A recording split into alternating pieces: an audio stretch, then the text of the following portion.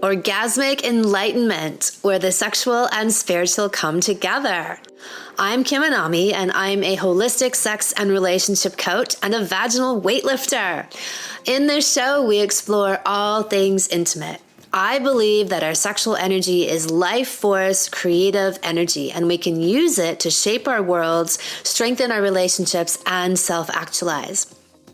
I blend the most avant-garde information from neuroscience, ancient sexual practices like Tantra and Taoism, to renegade wellness modalities to show you how to create gourmet sex in your lives. Come one, come all.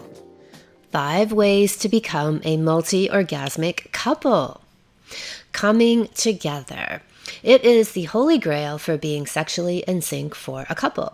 And it's easy when both of you are having dozens of orgasms in a session. They are bound to coincide at some point, or at many points. In Anami land, we are all about the more the merrier.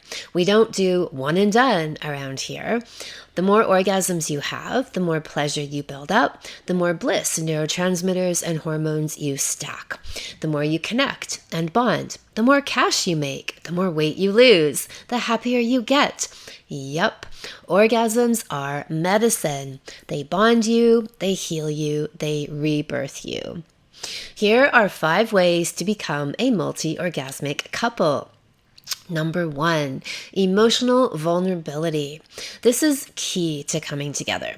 Your orgasms, at least the deeper, life-changing ones we talk about in Anami land, are nothing if not a barometer for how open you are with each other. When your guard is down, you let each other in.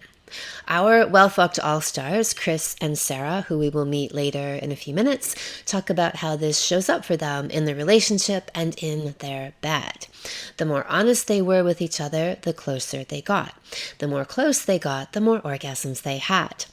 People don't realize how much they live in a defended place. They make excuses for why they don't have sex, why they aren't connecting, why they're unhappy. At the root of it is living with walls around your heart and genitals. When we take those down, everything changes. Speaking of which, number 2 would be yoni and lingam massages, aka genital worship. The fastest way to de-armor and resensitize your genitals is to touch and love each other's on the regular. A staple in the Anami repertoire for couples is worshiping at the altar of pussy and cock. In my Coming Together for Couples Salon, I guide you through step-by-step yoni and lingam massage routines.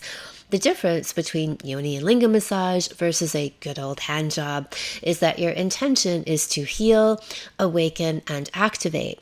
Most people have numb genitals, either through trauma, unhealed issues, or simply not exercising them.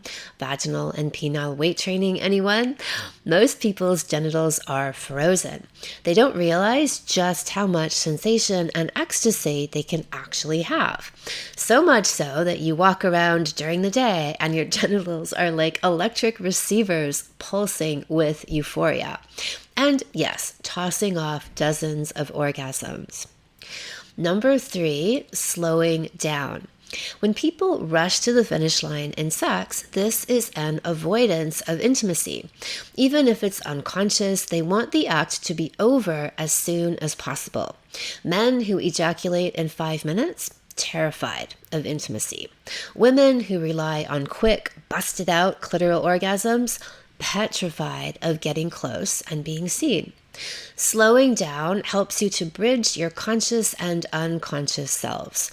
Where previously you were checked out during sex, now you are fully awake. You are daring to open to each other. When you open on this deep level, you access not only the full orgasmopedia of bliss, but you open on a cosmic God level as well. This is why with the deeper orgasms, people use words like transcendent, saw God, I was reborn. All this spiritual language because you access the divine portal of creation and get fucked open to God. Number 4, Technique evolves into intuition. In my salons, I give you advanced practices in every area, from breathing to finger movements to sexual positions to tantric and Taoist qigong exercises in how to harvest sexual energy. However, once you get to a certain level of mastery and confidence, your technical skill morphs into an intuitive dance. The highest level sex is when you can read each other's bodies and emotions. You anticipate what to do next. You know how to get them over the next edge. This wordless flow takes you out of your rational thinking mind and into the zone, where all your movements are guided from a higher level of sensual genius. You're inventing new moves as you go. This is where we want to live. This is where the orgasms pop off like fireworks, and you unleash your creative sexual brilliance. Number 5, last but definitely not least. This is a relationship and sexual essential. Every single couple deals with this issue in one way or another. Polarity is the idea that sexual opposites attract. Ultra feminine women and uber masculine men want to fuck each other's brains out. It's primal, it's archetypal, it's chemistry. When you have an effeminate man and a masculine woman, they don't fuck. You might have mistakenly bought into some current programming and propaganda on what gender is, but the genitals don't lie.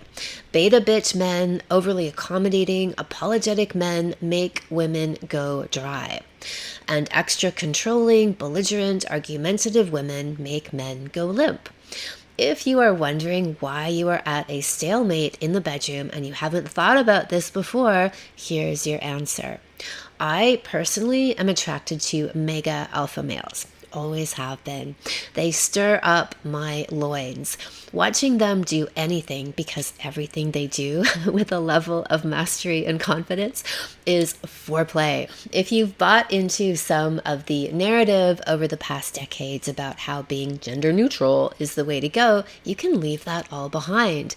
I know it's not working for you, because despite the allure to be politically correct, an allure I've actually never understood, the proof is always in the pudding, or in this case, in your orgasms and lack thereof.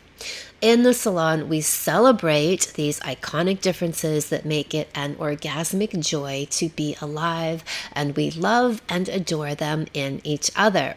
I often give this example of seduction by a beta male.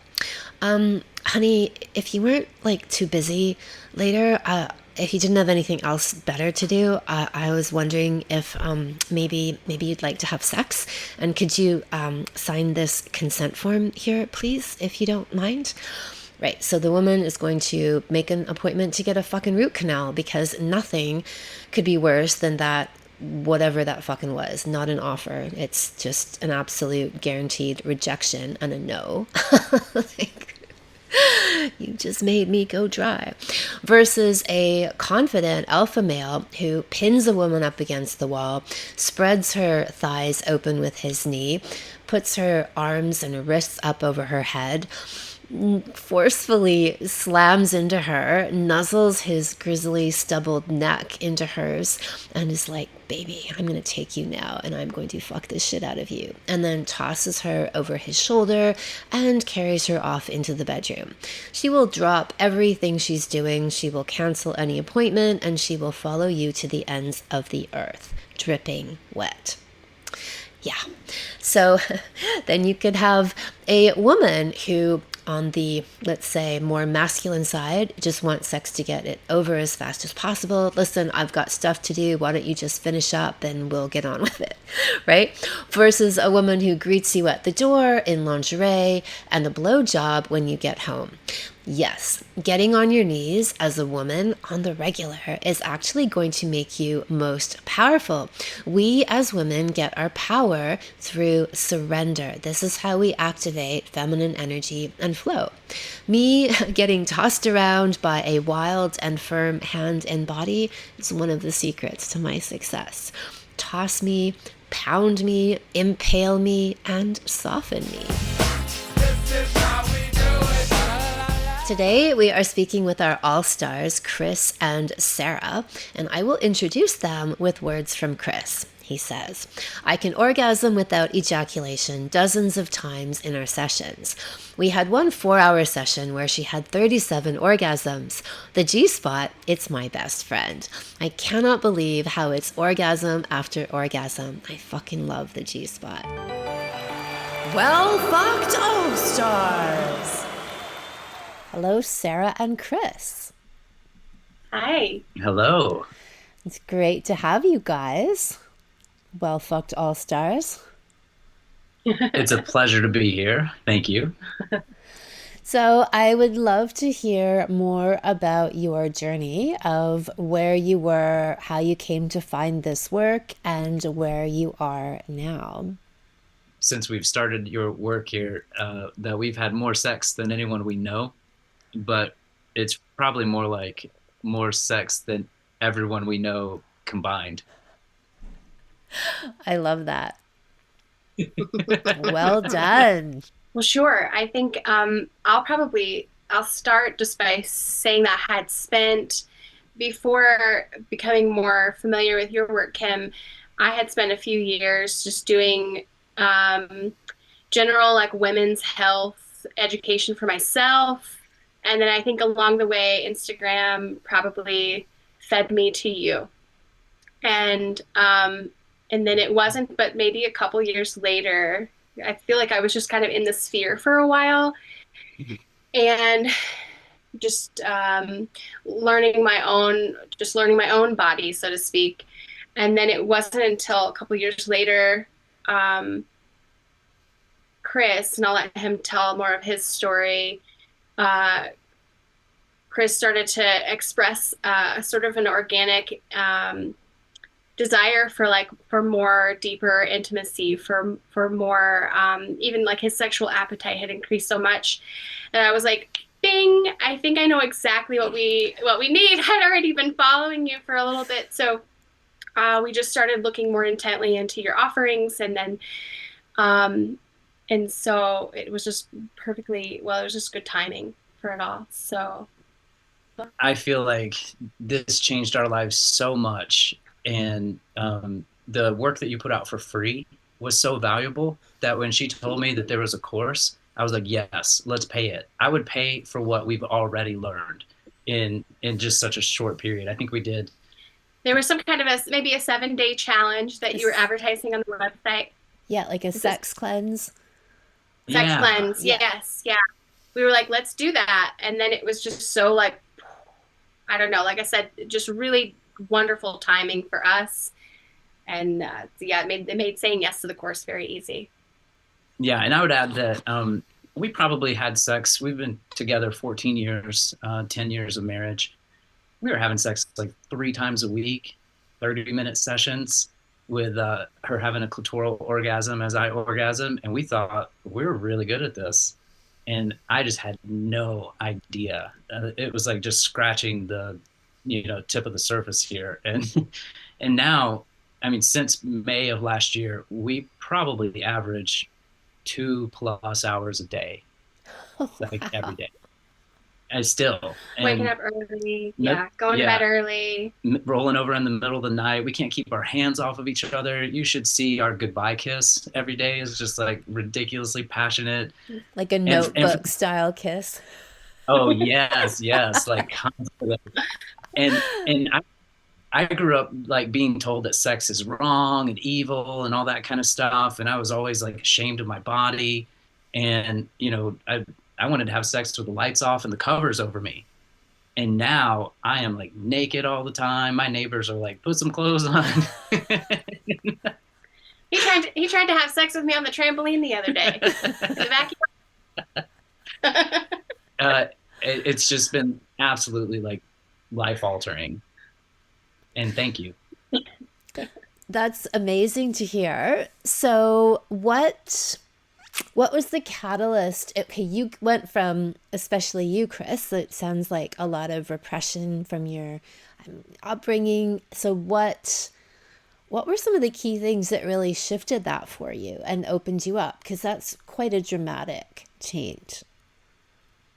Yeah, I think mostly shortly before your work, I'd had a near-death experience, and I came out of it feeling energy that I just never felt before. And I just wasn't even aware how much I lived in my own mind and was really kind of disconnected from my body. And so that was part of like my appetite increasing. And through your work and being exposed to breathing, just I've started to breathe differently, and I started to feel the energy differently. And it's so life giving. And I've just kind of lost my fear of it and lost the judgment around all of it that I was taught. And I think I just started to see the beauty in it. And so we were just talking before we were here with you that like the physical sensation of sex is amazing. But what is even better is the intimacy and the connection. And I told Sarah the other day, I feel like when we are having sex, I feel like our souls are kissing, touching. It's just like a deeper emotional connection, which is what I've always, I think sex is an expression of love. And so I think it's feeling the energy that has been the game changer for me. Yeah, that's interesting because I think most people just go through the motions of sex and there's a reward at the end of a brief hit, like a sugar high, right? Like, oh, you have a couple of minutes of this pleasure and that's it. Rather than, which really, it's not even the tip of the iceberg. It's such a shallow fraction of what's really available. And even though when you said that you guys were having regular sex and pretty good sex or decent sex, maybe not with the comparison of, okay, here's what's available now, but still, by anyone's standards, pretty good. And then to reach into this whole other universe, which is really this big secret and shrouding that is hanging over the whole sexual sphere in this realm. It's such a secret. All the censorship, it feels like, is simply to keep that information from people of what the true depth and power of sex really is. Yeah, absolutely. And I think I have an example that you'll appreciate. You know, we've been sleeping in the same bed for 14 years, and we've fell into a routine of hugging and holding each other for a few minutes, and then you roll over and it's like, all right, time to go to sleep. You stay on your side of the bed, I stay on my side of the bed. And I've always teased Sarah that sometimes she cocks her head back and breathes on me, and I'm like, I can't breathe your exhaust, like turn away, or don't breathe on me. But since we've done this intimacy work, we can hold each other physically all night long. And I like inhale her breath. I like can't get enough of her. I want to breathe her. I want to smell her. It's intoxicating. I want to kiss her. I want to touch her. And our hugs, it's like I'm squeezing her until we become one person. And I'd never experienced that. But I'm like, I can't get enough. I want to hold you. I want to touch you all night long. And we sleep like that. And it's such a big change. But I think that's a good example of what's going on emotionally. Anything you want to add to that, Sarah? That was beautiful. Yeah, I think that captures it really well. As long as we're working on semen retention, we would have come from a place where I was reliant on a clitoral orgasm for my own pleasure. And that is just like a quick one and done experience, this intense, fast experience. And so over the last, let's say almost a year of doing this work, since the Coming Together Salon, uh, I've really it's my experience has evolved. This woman experience has evolved into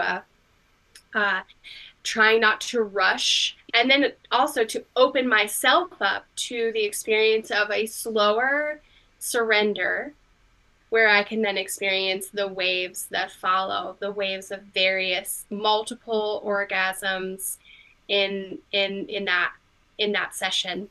And so that's why I say we are working on semen retention, because it is an experience of slowing down that has been so rich for both of us. And if we have a really intense fast experience together, he's more susceptible to coming during sex. And the aftermath of that, just, it doesn't have the same afterglow.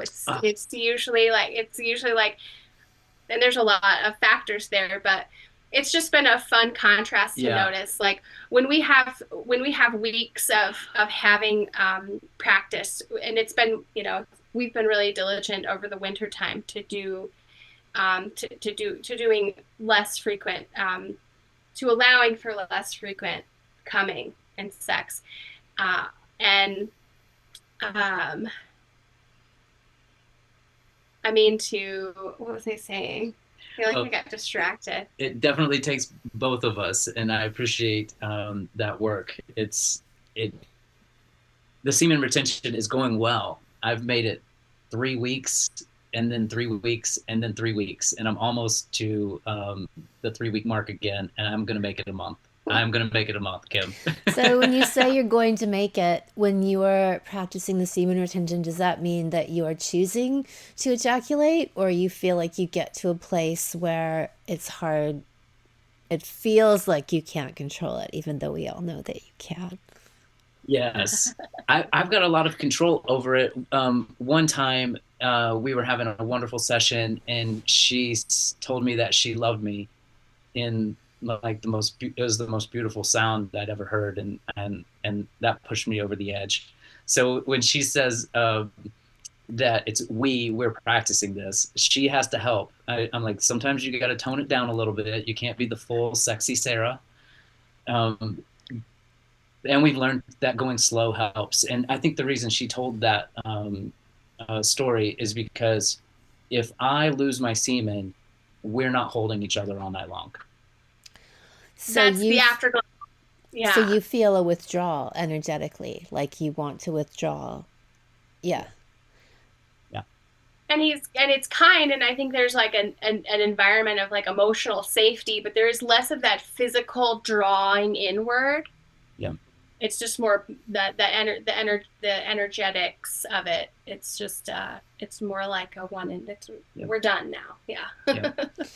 Yeah. So that's and I think that's a dynamic that so many people, everybody experiences who's not practicing really conscious control with men, that there's a sense of abandonment, pulling the rug out from under, and the end result is feeling less close and connected afterward. Like there's been a severance, right? A stopping point, where the beautiful thing, what I love about men who are practicing conscious control and being aware of semen retention is that the hill, now we don't ever descend from the hill. We keep climbing the hill and then the mountain, and we might plateau, and take a bit of a breather, but we don't fall off. We don't go back to ground zero.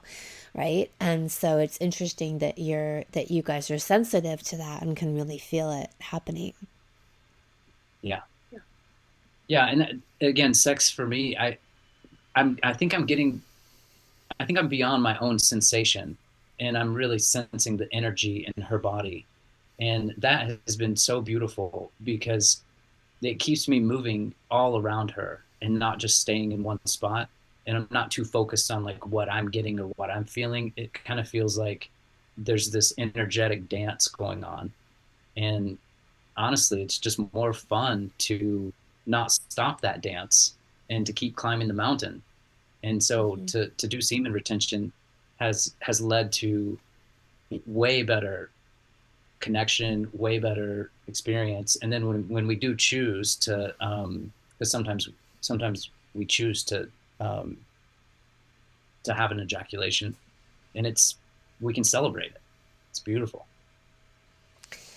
And even when you choose to do it, do you still feel that slight drop in the connection after? Not as much. It is like, it's hard to continue kissing. It's hard to like hold all night long. But when it's a choice that I made, I think the emotional connection stays the same. It's something that we can celebrate instead of feeling that disappointment like it used to be. Like, I didn't want to do that. So I like it when it's under my control. Tell me about these internal orgasms. Yeah, well, I wanted you to know that I'm having them and it's beautiful, and I'm trying to like feel the energy, and I do feel the energy and feeling it moving around my body and breathing, but I haven't been able to take it all the way into my head and just have that like explosion. I haven't had it cause tremors all over my body. You don't need to But don't tell me what you haven't done. Just tell me how good they are. You don't have to minimize. well, what it is for me, it's a lot like having a regular orgasm. My cock will pulse and it feels like I'm spewing all inside of her, but I'm not. Like I'm in control of it, and it'll pulse like 8, 9 times, and then stop, and I feel the energy go down just a little bit, but I still have my erection. I didn't lose the semen, and then it's another round, and I'm like, I'm almost totally in control of when it happens, and so, I can do that dozens of times in our sessions. And we had one 4-hour session where she had 37 orgasms. And so it's just, oh, I did one more thing. I wanted to tell you the Gspot, it's my best friend. I can't believe how like insatiable, just like orgasm after orgasm. I just fucking love the Gspot. Hers or yours? Hers, we haven't found mine. We've looked for it. So But she's having 37 orgasms. And when you then are having your internal orgasms, how many do you think you're having? well, I'm really Which in is control of it. continuous. Yeah, I can almost have it whenever I want, and I try to time it for when she's having one, or when I feel I'm getting to like a 9 and it's getting close. It's actually a way to kind of let some of the energy out, is what it feels like, and then afterwards I can continue to last longer. Right. I don't know, dozens for sure. Yeah. Yeah, even in a session where maybe I'm having 37, you're probably at least having 10 Oh yeah. of Or, your own yeah. kind of climax. Yeah. Yeah. Fantastic. I just And try not to. any other I just try not. gems before I hit stop and you help me with some more? I will say this. Yeah, it's all coming out now.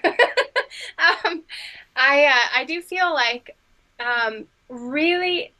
I think there's a portion of the salon where it was just kind of this really wonderful penis, this like celebration of the penis, the celebration of the cock. And maybe it's woven throughout, but I think ever since the salon, it's been so much more fun to really enjoy the form and the experience of the tantric experience of like really celebrating this man's cock. I can't express that. I think I've always loved him, and I love the sensation of feeling the cock and like feeling like and like enjoying sex. But there's a whole other quality. I feel as if like, and I've joked even we've joked where I might say goodnight to Chris and then say goodnight to his cock. Like this is a whole other being here that I get to celebrate and enjoy, and I think it just enriches the whole It does, exchange. and I get to say I'm up here, Sarah. Like here. Look here, not here. Right. I love And it. we've come up with like fun pet names for our genitals, which has been good. I mean, this is a safe space, right? Like, should we just share? Sure. So I call her pussy the Wellspring Palace, Beautiful. and she calls it Congo. Congo. Yeah. Yeah. Love it. Can I explain why? Sure. It might be a bit dated. Go Um, ahead. we were just looking into like average penis sizes, and in America, it's like 5.5 inches. But my penis seems to be from the Congo, because it's the same average as that. So we've had a lot of fun with that. That's great. Yeah, I was looking at that chart recently, actually. And yeah. Sara, you've had the pleasure of Gspot and cervical orgasms. Explain more about that. Yeah, I was just recounting before our call here the what it felt like early on to for me early on in the learning process here. And that what I mean is like accepting that a clitoral fast was going to be better for me long term. What I experienced personally early on was that um, some sessions would really lack any kind of climactic experience because my body was so wired for that clitoral orgasm that a fast was really important for me. I knew that early on. But when that melted away and we could appreciate the sort of like just the exercise of really coming together in an intimate space and being exploratory and creative, um, it really opened up everything. In fact, um, the way I was really surprised how much early on we were ready to like do anal play and incorporate that into our practice. And that helped because it offered like this other avenue of pleasure that we had never experimented with before. It kind of like broke open the exploratory seal, so to speak. And then we could come back over several sessions and practice Gspot technique, and I could relax into the process. And it's just reorienting to a new sense of pleasure. The slower waves that come with the Gspot, especially at first, being very slow. I would say nowadays it doesn't come on as slow. It comes on pretty fast, actually. But reorienting to this new way of pleasure, and then just the return on that was just so much more expansive than that clitoral orgasm experience because before when I relied on that clitoral orgasm, it just once it was done, once it happened, it was over. But then that Gspot, and then later that even deeper cervical orgasm was the ultimate reward. And then just being able to experience those same things over and over and over in like a 3 or a 4 hour session, being so rewarding. I'll never turn back. And now I feel as if we can be so creative that the clit comes in sometimes into our play, but it's not even it's not a priority anymore, and it's so liberating. Excellent. So, what do you feel like those deeper orgasms do for you? With my yoni at the epicenter, I do feel like each wave creates this like circle of sensation, these like little tingling feelings and goosebumps that go down the leg, up the torso, across the arms. Every wave seems like that kind of, if it's like this radius, like radiating out from the center. Every wave just gets more intense and even wider in expanse every time it comes. And I feel as if that what we'd normally do is open up and experience like several Gspot waves before we would go for a cervical orgasm. Every wave creates an opening in like my body and in my energy field for like a deeper connection. And especially if he's entering with his cock, I feel that every wave is just opening and softening me further and further and further. And that for me personally, that's like the gratifying experience that I never really like knew all the way when I was reliant on a clitoral orgasm. It's just been really rewarding to feel that experience in my body of opening and softening, opening and softening. And there's such a direct connection between that physical body opening and softening and the opening and softening of like my own heart space, my own like emotional body. Which ultimately these waves and the practice that we do together as a woman, I just find a softer, more tender part of myself in life alongside the practice that we do together. And that's just another element of like the reward of this work. But I've seen you laugh and cry also. In sex. Yeah. Yeah. That would be, yeah. We've had some more intense moments where it felt like a really deep emotional release, especially at the cervical orgasm. Again, if every wave feels like an opening and a surrendering and a softening, I know of a few occasions in particular where I could almost imagine like my heart like snapping open and like, yeah, almost like a maniacal laughter or like a kind of, I've described it as kind of an ancestral grief or an ancestral rage that comes with these more intense orgasms. I call it ancestral because I have this worldview that this expression that's coming out, it's not mine. It doesn't have words. It's sort of this like, it's sort of like this, it's sort of like an expression coming from like past life, ancestral. It just doesn't have any explanation in the real world. And it might come out as a scream or deep tears that again don't have any words, or just like maniacal laughter. I've experienced that as well.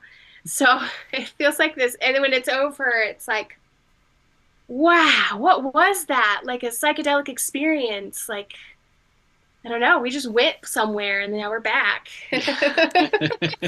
Yeah, fantastic. So Chris, what's Glad you brought that up. What's that? I forgot. I'm glad he brought that up because I'd forgotten some of those experiences as well. Yeah. So Chris, is there an equivalent to that for you when you're riding that edge and you are not ejaculating? What's going on? Are you having similar kinds of deep psycho-emotional experiences? No, I'm a little jealous. Maybe that will happen in the future. I think I'm just happy. I'm like, this is what life is supposed to be like. It's like the world makes sense. Everything just kind of fits, and I just feel like I can do anything, and like we're right where we're supposed to be, doing what we're supposed to be doing. I just have that sense of peace. Like, yes, that is how we're supposed to be connecting. But I haven't broken down crying or laughing or felt ancestors yet. So what else has happened through as you watch this elevation of your sex life and you're having hours of sex a day? What's that doing? What are the flow outs into your outer life? What do you see change and transform? Can I start with that? Yeah. So I'll start with the heavier piece. I think the deeper we go physically, like the more intimacy we cultivate physically, the more it demands that we clear the glass and continue to like practice radical honesty. And so that can have, that can put some burdens on our interactions, but it's ultimately rewarding because we're achieving a kind of accountability in our relationship that matches the physical intimacy that we practice. So I do want to start with that. We've had some big truths conversations that have come up. And if it weren't for the years of being together and establishing a kind of emotional safety with one another, I don't think we would have had the container to traverse the radical honesty that we've expressed with one another. So I would say that would be first. Yeah. Well, I made a career change since we've started doing this. I am 5'3" and 44 years old, and I developed a passion for playing basketball and coaching basketball, and I've become quite the player and coach. I hit 94 out of 100 free throws the other day, which is like elite. And I'm coaching a minor league professional team now, and coaching some of the best players in the city we live in. And they're really responding to my energy well. And I think a lot of it is because of the work that we've been doing here. It's given me, I've always been a very confident person, but this is a whole different kind of confidence that comes from having this kind of intimacy with Sara. And it translates directly into my career in that way. Fantastic. Were you in quite a different career before? Oh yeah, totally. I've owned 9 businesses. I was a business consultant, and I had a major hip injury that I wasn't very mobile. I had a lot of pain in my physical body. And I do think that this work helped release tension in my hip. And now I can run and play basketball for hours with young men in their 20s, and I can beat them sometimes, which is fun. So would you say that the basketball is more of a passion, like your true expression? Yes, absolutely. Sara teased me when I was a business coach. She said, "You've been coaching basketball even when people didn't play basketball." Because I'd be telling these business owners, like, "Oh, on a fast break, this happens, da, da, da, da, da, and this is how it applies to your business." And they're like, "Okay." Like, I don't play basketball, but that makes sense. Yeah, I would say in the 14 years that I've known Chris, I mean, when we were first dating, we would go to NBA games in the city where we lived, and it was just always this kind of like a cute hobby, I would say. But at the time when we met, we had corporate careers that we were pursuing. And then we even worked together as business consultants. And all the while, Chris would just have to get away, watch his NBA games, and talk about basketball sometimes. And it was just kind of like this very back burner interest. But the last year, I've seen that shift into like, I think this is a dream that I have to go after. I have the skills, and I feel as if my whole life has been like, I've been accumulating these concepts in order to prepare me for leadership in this field. So I've never seen him take it seriously or really believe in it as much as he has this year. And I would echo the same for my own creative passions. We've always been good workers and just like, and worked well together. But this year, I feel like as if we are both pushing edges against edges we've never pushed before, and believing in ourselves in ways we've never. Everything else was just like, I don't know, mitigating risk and making good choices financially. But like this year has been just like, I don't know, almost reckless abandon, just like really believing in our own power, if that makes sense. I love that. That's very well said and inspiring. That the freedom and even, how you described the anal play, like breaking through these previous taboos and new experiences has given you, is reflected in your outer life as making it easier to push through limits that may have held you back before, right? Where it becomes really easy and natural. Yeah. Yeah, definitely. Mm-hmm. I mean, it's definitely impacted our polarity. I wanted to thank you for several things, but the polarity was one thing that was really good for us. And my masculine side, which I think my whole life I've been told by people to basically tone it down.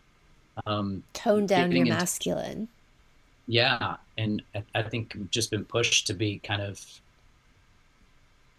I don't know, right in the middle, like just be in touch with your feminine and your masculine, but really don't show either one, just kind of be in the middle. And since this work, I'm like a conflict resolution guy. I'm really good at negotiating boundaries and challenges in relationships. And I've just thrown some of that to the side and almost gotten to like fights with people because I just feel more like passion and mostly on the basketball court. But it's been a lot of fun to just kind of let that out a little bit and be a little more assertive.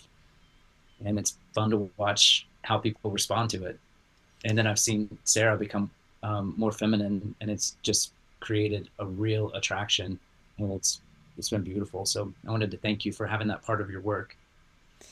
Yeah. Well, Yeah, go ahead. You want to respond to that? That's well, good. it's a really key part of the work. It's a theme that's at play in every single relationship, and most couples know it, they feel it, they don't have the vocabulary for it until we name it as polarity and give the permission. Well, actually, women are meant to be more feminine and men are meant to be more masculine, and we can play and, you know, go back and forth a bit, but essentially we're happier, there's more chemistry, we're in balance. It's natural harmony, it's yin and yang. It is the way of the Tao. We live in a polarized universe, right? That's what we're here for. It's to explore those polarities and not shy away from them and try to neutralize them. So it is usually a really big theme, and I'm really glad to hear that, because it's something I do speak about, this vilification of the masculine these days and this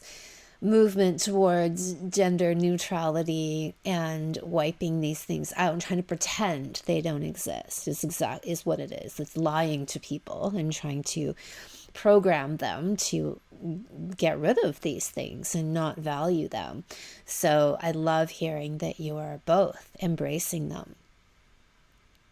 Yeah, thank you. Yeah, I think for me, I would have come from a home, was raised by two single moms, and who I'm sure experimented with their relationship in the years they were together. But I had these really strong female, like these strong women who taught me to be like tough. We don't need those men. I learned how to change oil in a car before I could drive. Like there was this really strong kind of second wave feminism culture in my home growing up, which countered to a very it was kind of a strange contrast to encounter while also going to a somewhat conservative Christian church at the same time, and and and so there's like a nice taste of repression and a nice taste of toxic masculinity in the woman body. And so like I think coming together, meeting Chris in my young adulthood, um, I think our relationship has been a really interesting reconciliation of that. And then this full permission, starting with the salon, coming together salon, this full permission to just be like, to practice like really maybe a more radical polarity where I'm like wearing dresses every day with no panties, and I'm like noticing how wet I am all the time, like just ready anytime for for for us to like get together. And um that that was so playful, and it really opened me up to to a whole other sphere of expression that I don't know, it just seems as if this modern Western world I grew up in, like, just didn't give permission to that, or even just kind of like, that's a luxury you don't have, to act like a fun, flirty female. And so that it was just a really fun game to play, and it's just, I think that's where it's directly fed into my own creative work as a writer, and just like and even how I relate to other women and women's circles. It's just completely different knowing that I can lean into a more feminine quality in my life. Lovely. So, is there anything else that you guys would like to share about your journey and transformation? Definitely. She started squirting, and every single time now, it's like she's in total control of it. And I wanted to share that as the man that gets to experience that, I told her I feel like she marked her territory when she squirted on me. And it I felt like we bonded, and I felt more like hers than I did before. Wow. And it was really powerful. It was a really powerful experience. And she explained that, like, a woman taking on a man's semen, you might feel like a bond that occurs. But so having like the ejaculate from a woman go onto me and in me, it I think I got to experience just a different connection, and I wanted to say how wonderful it is. I love that. I love that insight of the marking of territory, because that's what happens with animals, right? When they spray. Yeah, yeah, felt good to be sprayed. With the waters of life. Yes, yes. Anything else? I don't know. From face story. I've got one that is interesting. It's I had a almost like a vision, I guess you'd say, and I've always pictured the divine energy as masculine, and this divine energy took form as a woman, and it was wild when that energy started to flirt with me and started to, like, really tell me that, like, sexual energy is from the divine and that it's good. And then I felt like this divine energy wanted to go down on me, and I'm like, what is going on here?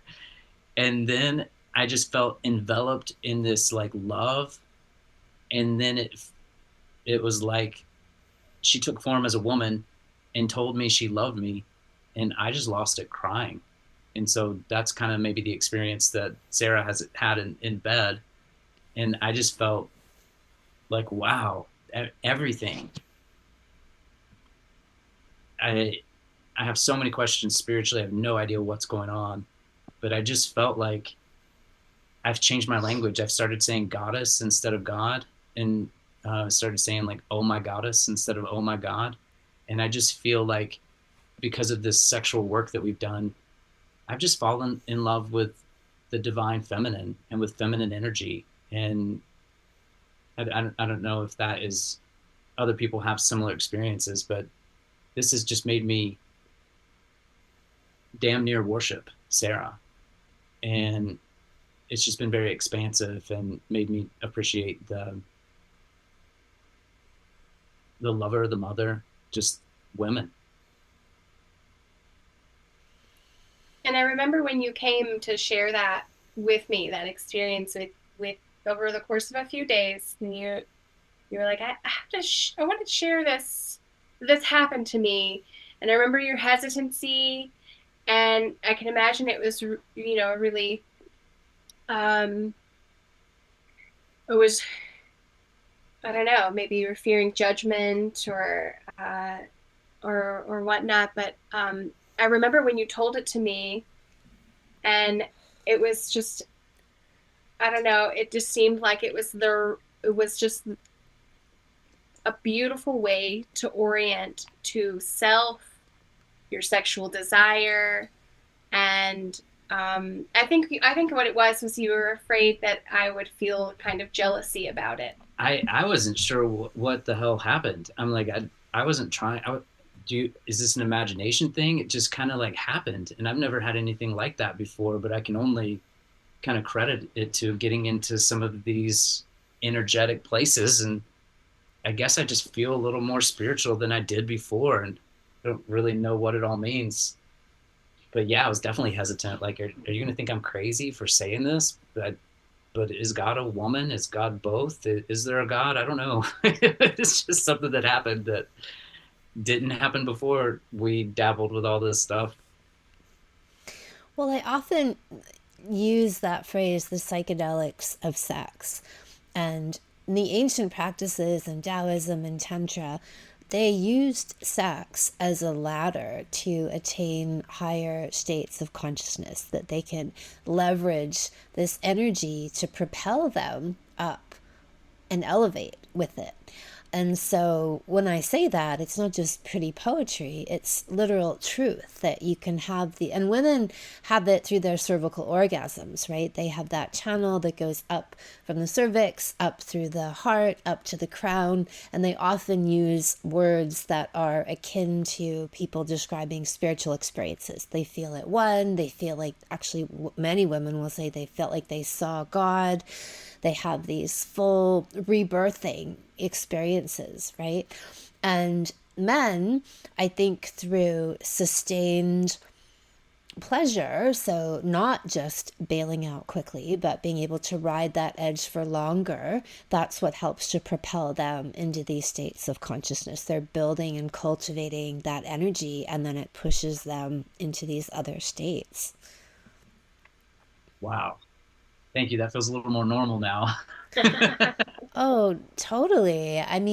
Let's say this is the truth of what our sexual experiences are meant to bring us, right? Is this kind of self-propelled, altered states of consciousness and awareness where most people out there are seeking drugs or alcohol, to take them to what they think are higher states of consciousness. And I think they can get a little ways with those tools. But for the most part, the beauty and the magic is that we can do that ourselves. And what I referenced earlier, that there's a deliberate effort to shroud people from the magic and the power of their sexuality. This is another part of that equation, is that we have then the ability to spiritually liberate ourselves through the recognition that we have this power, we have this freedom, we have this multidimensional awareness that we can begin to consciously access at any time if we're using our sexual energy in this more directed, conscious way, which is the opposite of what most people do, which is unconscious. Escape, unconscious, unplug, check out, going through the motions, there but not really there. There in body, but not really there in heart or spirit, right? So all of these things, like the mention of even ancestral trauma clearing or deep energetic emotional spiritual healing going on, having visions, these are to me all of the highest aspirations of conscious sexuality and what we can all achieve if we are cultivating these things. Thank you. Well said.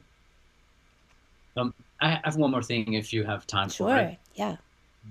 I want to say thank you for getting into the techniques, because I'm 44. I had never had a single person my whole life talk to me about sex, about any kind of technique or anything.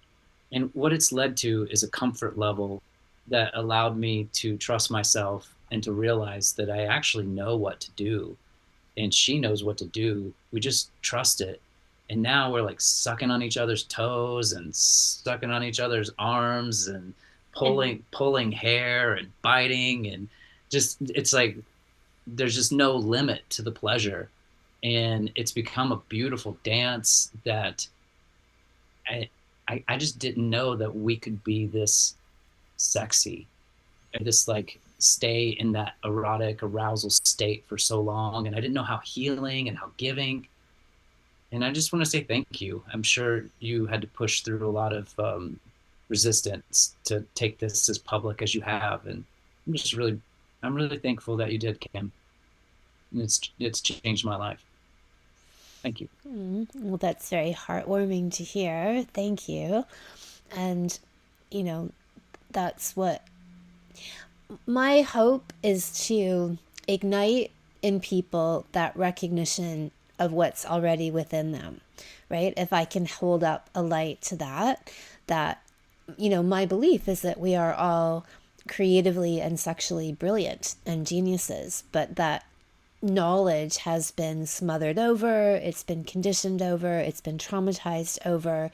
And that the irony, though, is that the best healer is our sexual energy. It's so powerful, it's so profound, it's so cleansing, it's so rebirthing and rejuvenating, that if we can tap into that energy, it's the very thing that will bring us back to center, and then bring us into that innate knowing of how to be the most amazing, perfect lover, right? Where all of that, part of me for a while, and even now, sometimes I balk at really teaching technique, because, and I do throw some in there, like in some areas where I'm, okay, this will be helpful.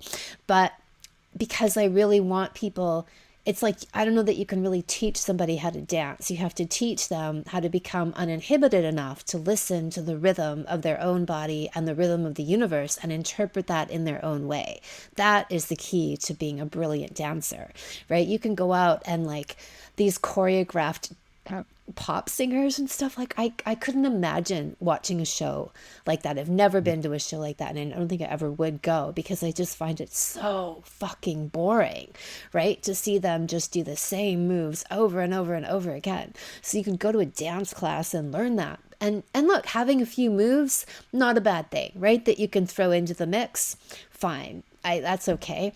But ultimately, you don't tap that genius until you've done that inner liberation, where then your own unique individual expression and brilliance comes out completely unfettered, without reservation, and begins to direct your entire life. That is so beautifully said, and I'm glad you did. I'm glad you said that, because I do think that after a few years, after like relying on the technique for a little while, it didn't take long for us to really experiment with other things. And I remember something we rely on a lot lately is kind of something we came up with, where I hum on, like when I'm going down on him or giving him a lingam massage. I could actually like press my mouth up against like tension in the groin, or even on the cock, on the even on, or like his balls or anything down there that I feel the tension.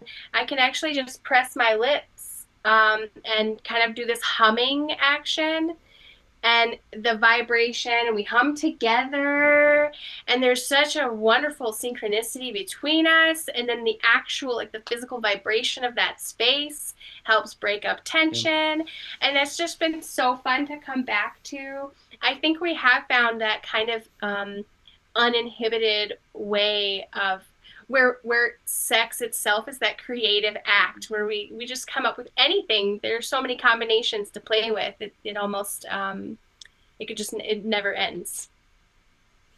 I'm glad to hear that, though, what you said, that the techniques can be a starting place if you're feeling unsure or a lack of confidence. It's new territory, that it helps you, it gives you something to hold on to, right? And a starting place. And then once you develop and you're, oh, this works, that this is having an impact. She is, or he is really enjoying this. And then, yes, you can build on from that and come to your own inner direction more and more. Yeah, and to your analogy of dancing, it's perfect. I think the technique just gets you moving, and then you're more likely to feel the rhythm once you start to move instead of sitting there frozen. Yeah. So, thank you. Yeah. My pleasure. Anything else? Any words of parting wisdom? I think I'll just say, for any men or women who are in the beginning stages of their exploration, and feeling unsure, or like I said in the beginning, like just noticing some perfectionism coming up, like just treat yourself with some compassion and just keep showing up. I think I needed to hear that early on, especially just waiting for the right response to like the Gspot techniques or whatnot. So just when you like say stick. wait, like you Yeah. mean patience, right? That you persisting with the practicing and the technique and putting the time in, but giving yourself compassion to be patient. Okay, it hasn't happened yet, but we're going to keep going. Yes. Right. Yeah. Compassion and patience. It was the main lesson for me early on. Thank you. Yeah, and I would say, particularly to the men, that Kim, you say that every woman can have these orgasms, and I'd say to every man that you can be and are an incredible lover. Trust yourself, respond to the energy, go slow, and take your time and enjoy it, and breathe. Oh man, breathe. Breathe. Especially if you're practicing semen retention. Breathe, motherfucker, like Wim Hof Yeah, would say. Wim Hof. Yep, breathe, motherfucker. Well, you know what you say about the slowness, and it's funny, like when you look at movies or TV shows and you watch people having sex, it's generally quite fast and furious. They have to pack in, a whole encounter in 30 seconds, which also programs people to think that sex lasts for 30 seconds. But I think in that slowing down, you allow the time and space for that intuition to emerge, right? It's like if you're searching for the words to say in any situation and you pause and you take a moment and collect your thoughts and then it comes, right? But if you never give that space, you can just rush forward and never get a deeper truth, never have that space for that to emerge and guide you. So I love that that was a big part of your process, the slowing down, because I think that's a beautiful way to let that inner guidance emerge, right? That you otherwise could just blow right past and default into habit, default into we've done it this way before, right? Instead of daring. I think it's actually courageous too, because in those moments you have to pause and be like, I don't know what direction I'm going to go, right? Instead of just going forward, but you pause and put yourself on that precipice of, okay, universe, body, self, which way do I go? And allowing that to come in. Yeah, and I think there's an intimacy that comes with being naked for hours and hours with someone too that you just don't get if you rush through it. Yeah, exactly. And that's why I'm such a proponent of the 3-hour sex date, that it's not dinner, it's not a walk in the park, it's not a movie, it's 3 hours of being naked with each other in some touch capacity. And that when you do that, that's when the magic happens. That's when you get past your inhibitions, your fears, your mind shuts off, your distractions, and you can fully unwind into the moment and let those things come up. And it's like a workshop, an arena where you're allowed to experiment and you're allowed to go off course and do things, because it's not crucial that you get to the finish line in 20 minutes, right? We have a goal. We have 20 minutes before the kids get up or whatever. And then you've created this infinite portal in which to find yourselves and experiment. Yes. Yeah. Amazing. Well, thank you both so much for sharing and giving us an insight into your process and your relationship. And it's great to hear about your epic sex dates and daily sexual adventures and different orgasmic experiences. So thank you for sharing. Our Thank you for pleasure. having us. Everything that Chris and Sara spoke about is available to you too. I guarantee it. Every couple can be having hours of sex, energy sex, multi-orgasmic sex, 20, 30, 40 orgasms in a session sex, and be turned on by each other for decades. It's the Anami guarantee. I walk you through how to get there step by step in the Coming Together for Couples Salon. This is my 10-week online program for couples where you learn everything from how to have wild 10 hours long tantric sex, how to communicate from the heart and genitals to achieve deep vulnerability, step-by-step guided yoni and lingam massage, techniques to achieve all the deeper orgasms in women, Gspot, squirting, and cervical, achieving superstar stamina in men, being able to have full control over when you orgasm. Or if you do, I will also teach you how to orgasm without ejaculation.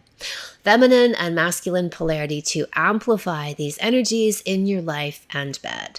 This is the secret to the hottest and lifelong sexual chemistry. To sign up, go to kimanami.com/lovers. Today is your final day to register for 2025. Then the salon is gone again until 2026. Thank you so much for listening. Subscribe to the podcast, leave a review, and send somebody else the gift of a multi-orgasmic and transformational love life by sharing this episode with them. If you'd like to go deeper into all things orgasms, sign up for my free Orgasmopedia series where you'll learn about 9 different types of orgasms everyone can have. Go to kimanami.com and you'll see the sign up there. Come one, come all.